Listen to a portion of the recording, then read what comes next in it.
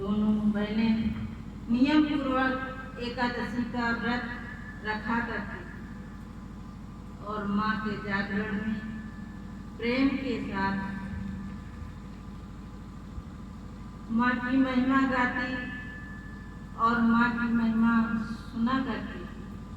एक बार एकादशी के दिन छोटी बहन रुक्मन ने भूल से मांसाहार कर लिया और जब बड़ी बहन तारा देवी को पता चला तो उन्हें रुक्मन पर बड़ा क्रोध आया और बोली, तू है तो मेरी बहन, परंतु मनुष्य देह पाकर भी तूने नीच योनि में के प्राणी जैसा कर्म किया है, तू तो छिपकली बनने के योग है।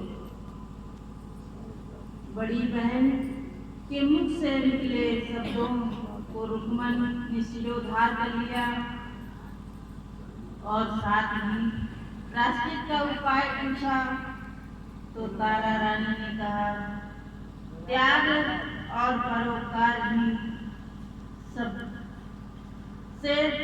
सब पाप कट जाते हैं।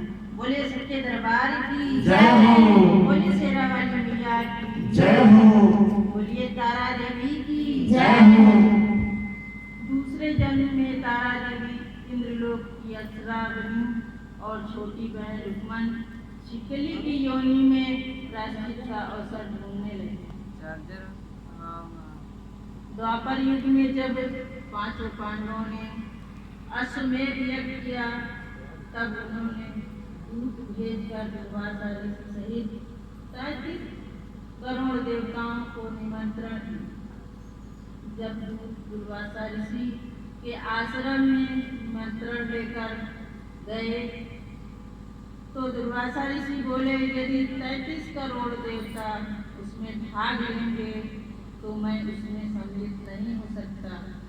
जब दूत 33 करोड़ देवताओं को निमंत्रण देकर वापस पहुंचे और दुर्वासा ऋषि जी का वृतांत पांडवों को कह सुनाया कि वह सब देवताओं के बुलाने पर नहीं आवेंगे।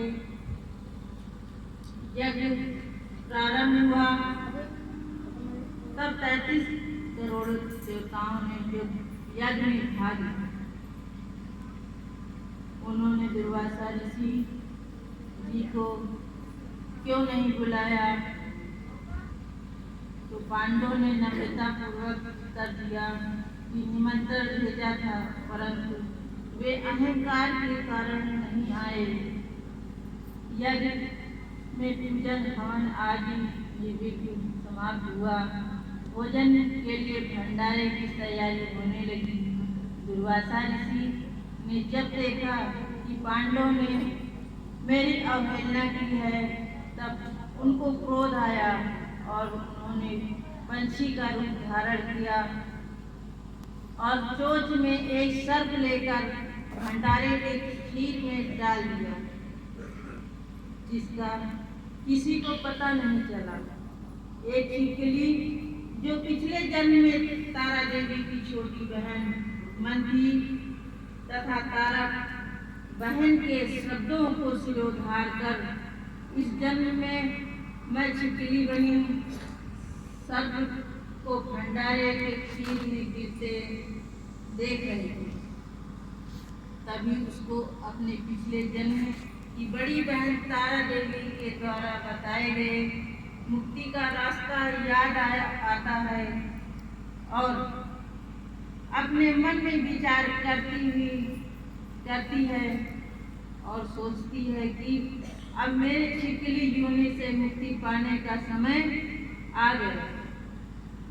ये सब अपने मन में विचार करते हुए वो छिपकली उस भंडारे वाले घर में दीवार में जाकर चिपक जाती और समय का इंतजार करने लगी।